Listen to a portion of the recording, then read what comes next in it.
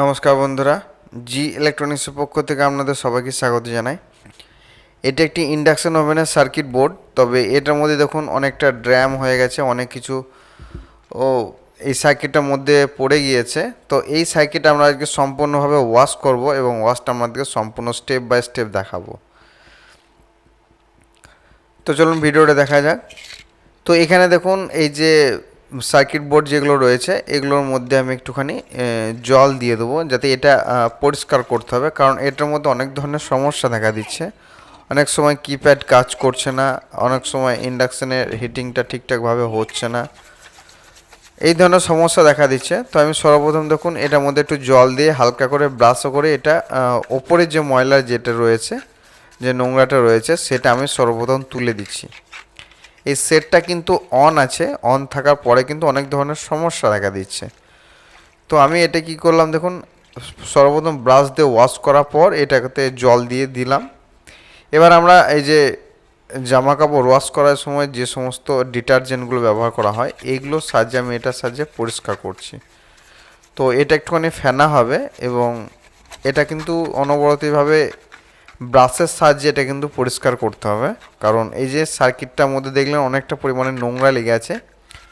তবে এটা কাজটা করার আগে আমি দুটো কাজ করেছি, সেটা হলো হিটসিঙ্ক প্লেটটা খুলে দিয়েছি এবং কি করেছি, এখানে যে একটা ট্রান্সফর্মার থাকে, যেটা চপার ট্রান্সফর্মার বলা হয়, ওই ট্রান্সফর্মারটা আমি খুলে দিয়েছি। অনেকের চপার ট্রান্সফর্মারটা ওয়াশ করতে পারেন, তবে চপার ট্রান্সফর্মারটা অত সহজে কোনো কিছু নোংরা ঢোকে না, যে কারণের জন্যে আমি ট্রান্সফর্মারটা খুলে দিয়েছি, কারণ ওটা আমাদের পরিষ্কার করার প্রয়োজন হয় না। এবং ওটা পরিষ্কার করতে গেলে কী হয়, অনেক লং টাইম আমাদের রৌদ্রের মধ্যে শুকাতে হয়। তো যে কারণের জন্য কিন্তু আমি ওই ট্রান্সফর্মারটা খুলে দিয়েছি। তো এটা দেখুন আমার প্রায় পরিষ্কার হয়ে গেছে। আমি এটা সম্পূর্ণভাবে জল দিয়ে ধুয়ে ফেলবো। তো জল দিয়ে ধুয়ে দেওয়ার পর আমরা এটাকে দেখুন এই সার্কিট বোর্ডটার মধ্যে ট্রান্সফর্ম এবং হিটসিঙ্কটা আমরা অবশ্যই লাগিয়ে নিয়েছি। তো এবার এই সার্কিটটার মধ্যে দেখবো আমরা সার্কিটটা অন হচ্ছে কিনা, সেটা আমরা একটুখানি দেখবো। তো বাকিটা আপনাদেরকে দেখালাম না আমি, তো অন্য একটা ভিডিওতে আপনাদের সমস্ত ডিটেলসভাবে দেখাবো আমি এটা। তো জাস্ট এটা আপনাদেরকে শুধুমাত্র দেখাচ্ছি হালকাভাবে। তো এটার মধ্যে দেখুন আমি এখন কিন্তু এটার মধ্যে পাওয়ার দেব, তার আগে এটা আমি রোদ্দুর মধ্যে সার্কিট বোর্ডটা শুকিয়ে নিয়েছি। তো এখন দেখুন অবশ্যই কিন্তু কারেন্ট আসছে এবং এলইডিটা গ্লো হচ্ছে, কিন্তু অন হচ্ছে না। এটা মাইক্রো সুইচটা আশা করছি ধরছে না। তো আমি এটা একটুখানি শর্ট করে দিচ্ছি হালকা। হ্যাঁ দেখুন, শর্ট করার পর দেখুন এটা কিন্তু অন হয়ে গেছে।